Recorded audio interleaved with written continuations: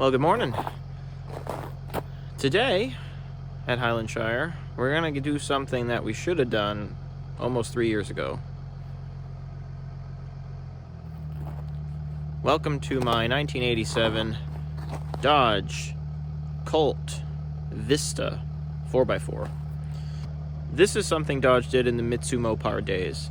So this is simply a Mitsubishi that's been imported, rebadged as a Dodge. This was sold in the Dodge showrooms right alongside Grand Caravans. And frankly, I don't know why anybody bought this. It was cheaper, yes, but the Caravan was a lot better. Me, I bought it because it's weird, and I like weird. The Colt is a 4-cylinder, 5-speed manual. It's got selectable 4-wheel drive. I believe the transmission's out of a Subaru that Mitsubishi licensed from them. It's a 7-passenger vehicle. It's basically a car-van combination. And this one came from upstate New York.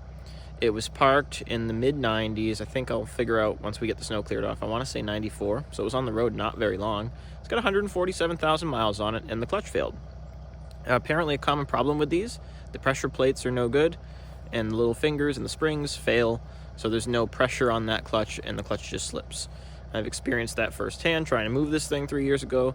It does run, but it hasn't run in 3 years.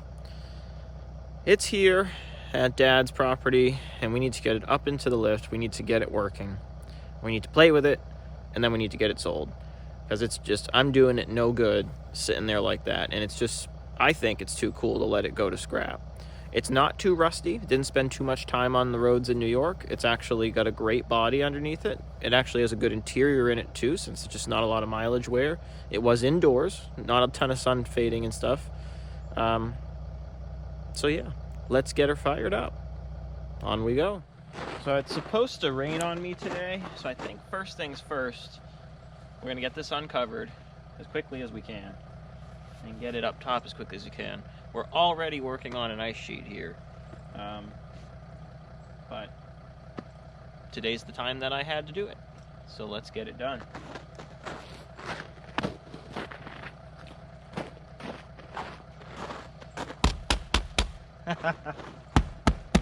Rock solid.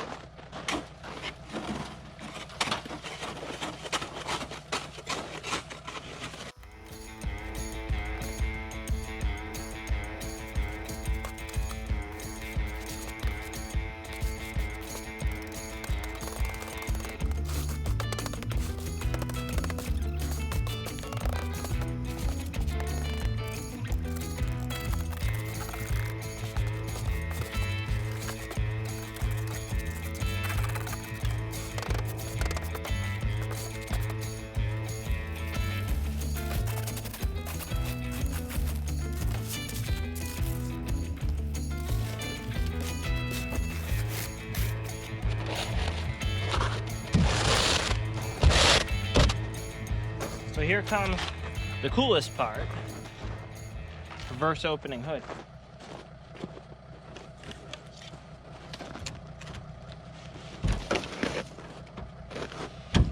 Yes. Haha. Cool.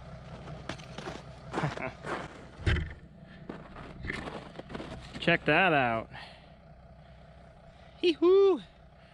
Nifty, nifty, nifty.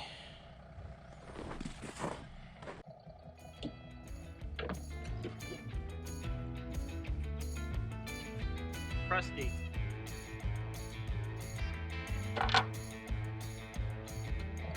Uh-oh. We got mice in the carburetor. That's a bummer. That wasn't there last time.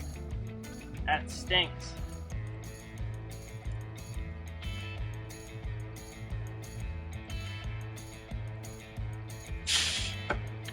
Gross.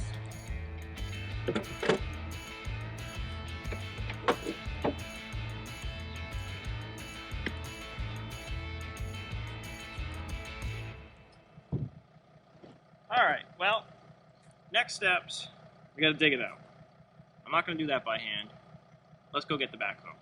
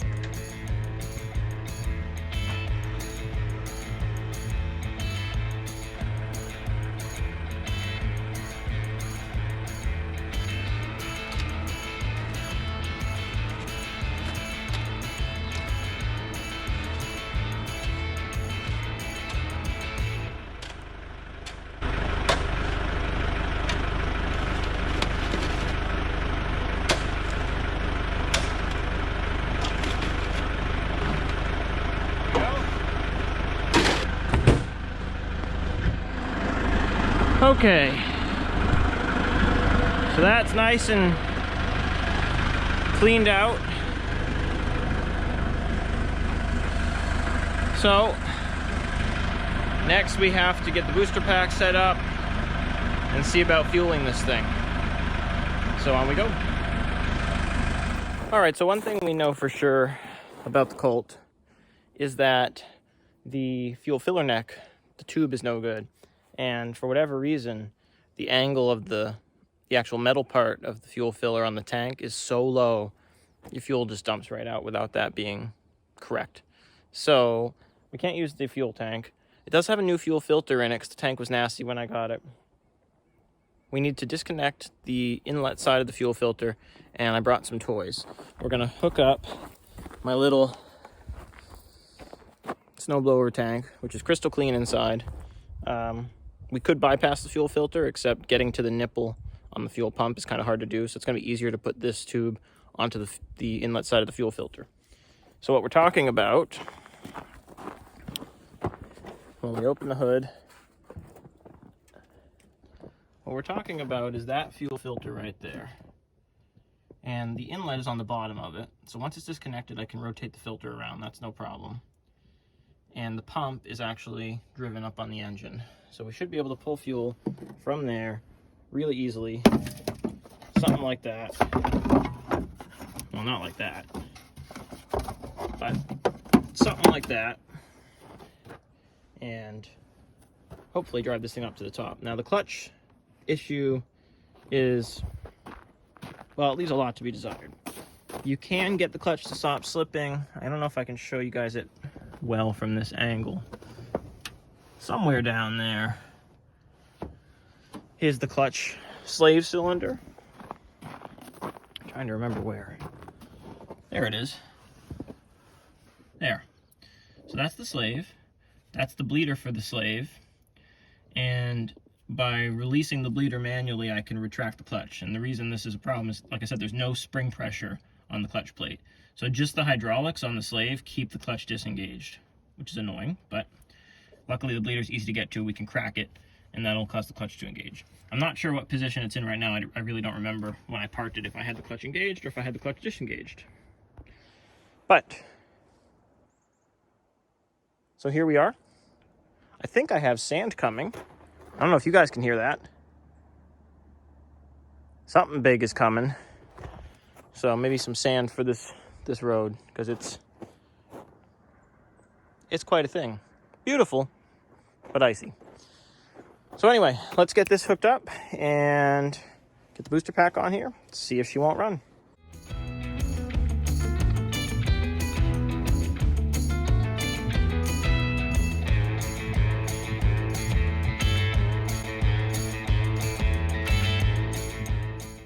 All right, well, the hose is way too small, so I cut off the hard end. We got it to just barely fit on there.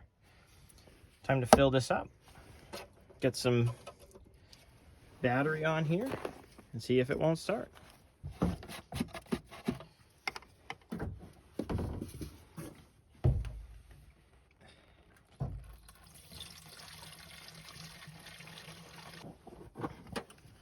I don't see any leaks. It's definitely filling up the filter. Perfect. Battery.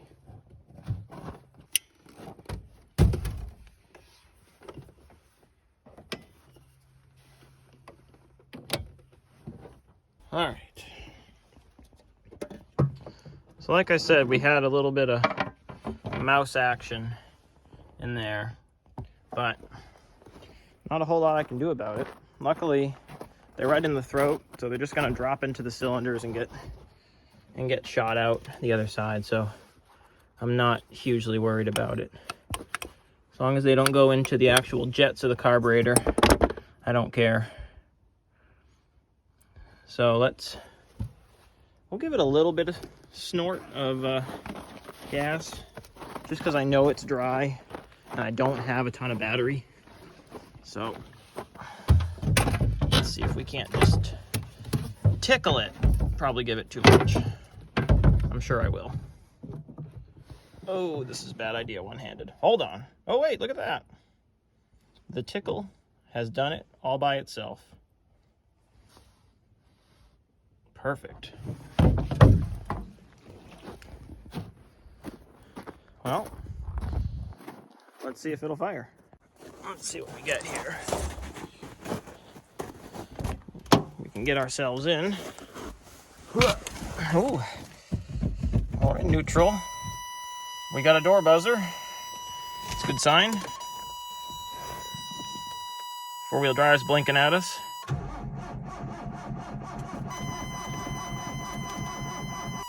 That is not good sounding.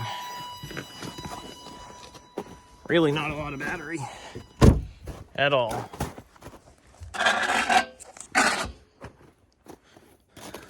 Looks like there's plenty of gas in there. I wouldn't be surprised if this thing is flooded from previous attempts. It really wouldn't surprise me at all.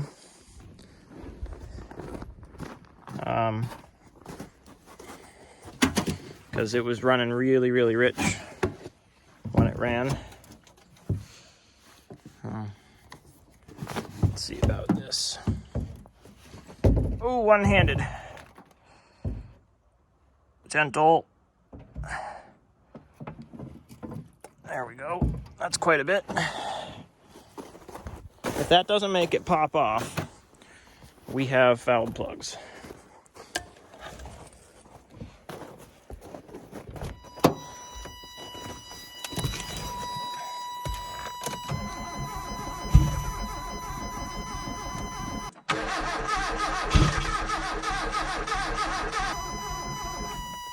It thought about it. It definitely thought about it. Do we have anything coming through the fuel filter? Yeah, the fuel filter's totally full. Hell, let's try it again. Give it a little bit more. It's actually pretty warm out. Oh, that's a lot. That's way too much. Way, way, way, way, way too much. But sometimes you give her too much. Pedal to the floor since that's too much fuel.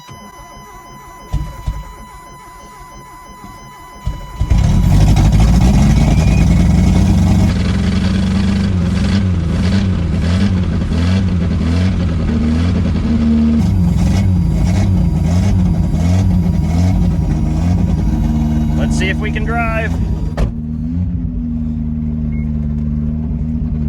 No clutch. Damn it. That's in first. Can't turn it over. Dang. No clutch at all. Oh.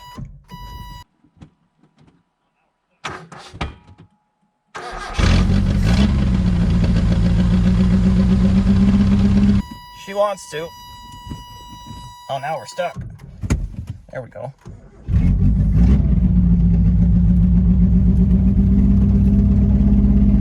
Oh, I got no clutch. No clutch at all. All right, new plan. We're gonna pull it out of the hole. That way we can drive it up. Well, I just walked by and I broke the valve stem, I think.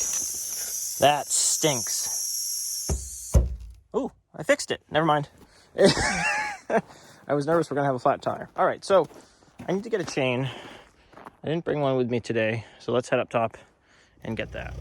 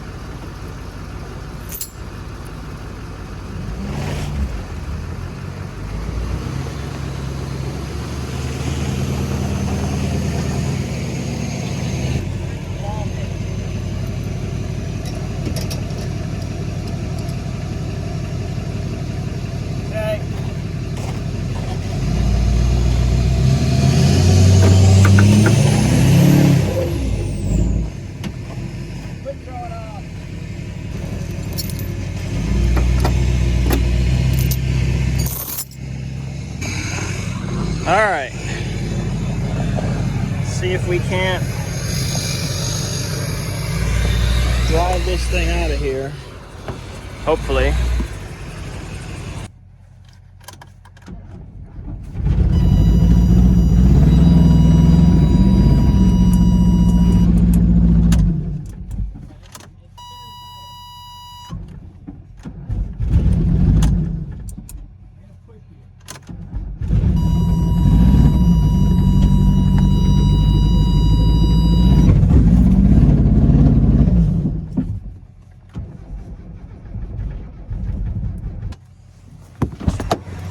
Uh-oh. Did I use all my fuel? Yep. I can't believe it used all the fuel already. That's wild.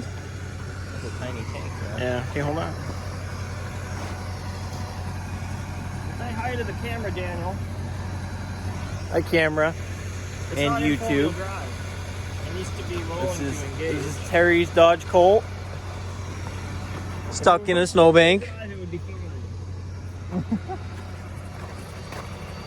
I can't believe it set that down so fast. I only ran it for like 30 seconds. She wants leaded. That's what it is. To be in four-wheel drive, but it's not. I heard it grinding.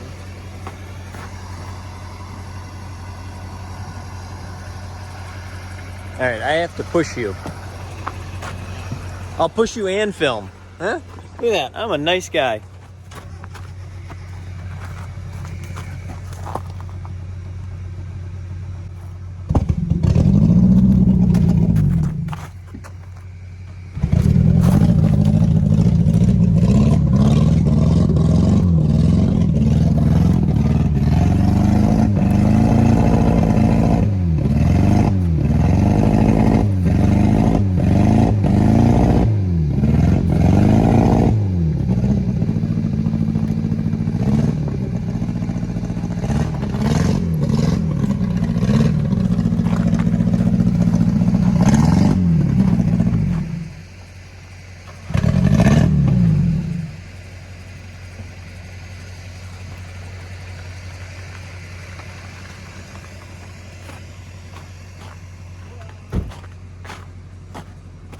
Now we're at the slippy clutch point, which I think I know how to fix. It's in four-wheel drive now, though. So, see if you can get a shot of this, because it's the weirdest friggin' thing. It's gonna be hard to not have me block it. Yeah, so you can see the bleeder. And when I crack the bleeder, the clutch should retract. Yep. I don't know if it come on camera. It didn't because my hand was in the way. But this rod just went back about 3 inches. I should have full clutch now. And that's just because the hydraulics are stronger than the broken-ass pressure plate. Factory flaw in these, supposedly. All right, we're going up the hill. It's gonna work. If it'll start.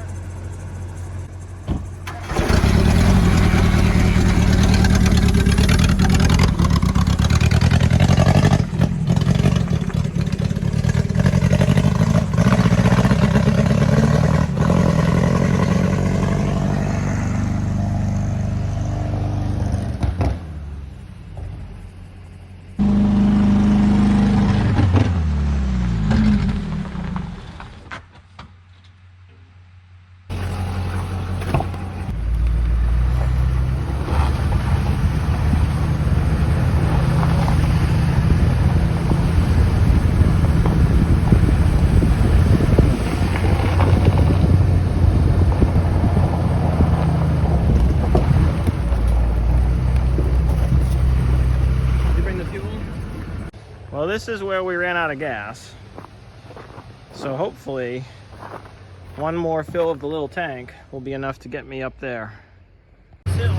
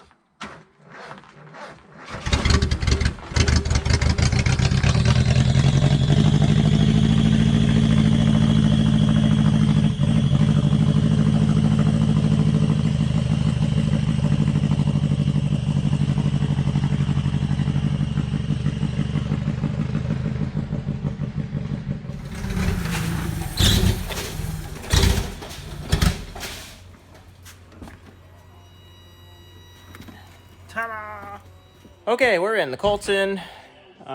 It's time to get it cleaned out. Up on the lift, we're doing clutch. We're doing brake calipers, probably some brake lines, rotors pads. The rotors on this are press fit on, so that's going to be interesting to see if we can get the spindle off and onto the press. But hopefully, before too long, it'll be running and driving nicely. Oh, and we got to weld the exhaust back together. Dad's in the background working on a Chevy. Windows. Also from Frank at Tri-City, so thanks again to Frank.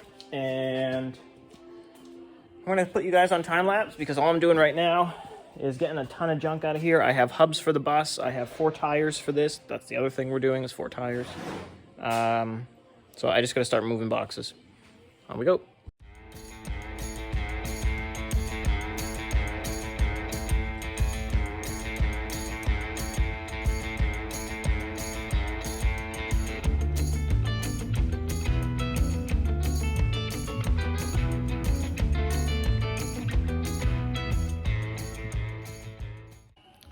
Okay, she's cleaned out. We need to now figure out exactly what our process is for getting the tranny out. So some stuff has to be disconnected up top. We have, of course, our shift linkage, which is cables, 2 cables for the shifter. We have our hydraulic line right here for the clutch master to slave. On the bell housing here, we have a couple of grounds. That looks like a heater bypass tube. So kind of need to remember where those things go. But just start unbolting all these things here. Get them out of the way. These are our 4-wheel drive servos right here. Pretty cool how that system works. It's a combination, it looks like, of vacuum and electric. And that system's working well, so that's cool. Yeah, so I guess I'm going to start with that. Probably won't be too interesting to watch me undo every single bolt, so I'll turn you guys off and get you back when I've made some progress. On we go. Alright guys, we're making progress, but one thing I'm noticing, I think this has been done before. Unfortunately, they probably did it with the same factory clutch, which is known to fail. But I'm pulling out bell housing and starter bolts right now, and everything's loose. I got that bolt coming out like butter. Wasn't even tight. And that bolt right there was the top starter bolt. The bottom one's buried down in the valley. Now, the other thing too, there's one, it's floating around somewhere in this wiring loom. Yeah, that mount right there, you can't really tell what it is, but that's supposed to be bolted to one of these bell housing bolts, and it wasn't. It was just floating. So I think somebody's had to do this job before. Obviously, it was years ago, but this clutch has been failed multiple times.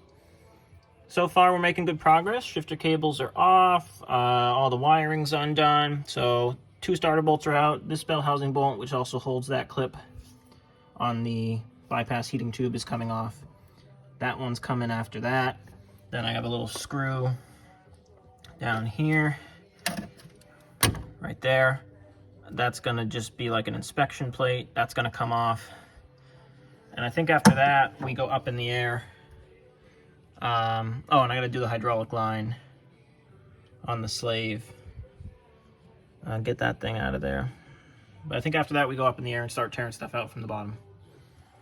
Stay tuned. All right, I said I'd come back with an update. Tranny's on the floor. We did it. Big thanks to Danny for coming up and helping. We have a flywheel, which is actually in pretty good condition. Here's our all-wheel drive, 4-wheel drive unit, which is separate from the transmission. And here's the transmission itself. You can see clutch flywheel sits there, all-wheel drive unit sits there. So this is the output to the rear drive shaft. It's a right angle that goes to the back. Let me show you how this thing failed. So here's the clutch. You can see it's missing some pieces. So apparently this is a weak point in these clutches. It's a known issue. These were dampeners, so you wouldn't get chatter. they fail, and you get chunks just everywhere. Garbage.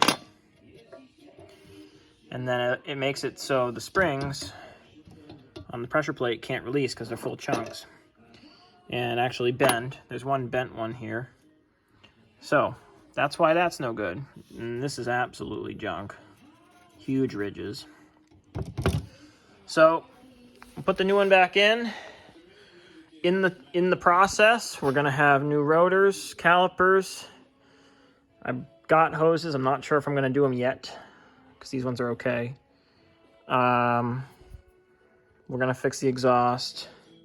You see the rear drive shaft hanging. But yeah, that was not easy. For example, Honda Civics, like a 94 Honda Civic, I've had a transmission out to do bearings inside the transmission. It took me about an hour and a half alone. This took Danny and I like 4.5 hours. So a lot of weirdness. Plus, you know, we didn't have a guide. We spent a good hour realizing that on the all-wheel drive unit, the bolts were facing the other direction. They were hidden under the starter, so that was kind of hard. But anyway, it's apart. So next steps, we're going to come back tomorrow, mess with the Colt, but right now, it's dinner time. So like always, guys, thanks for watching Highland Shire, and on we go.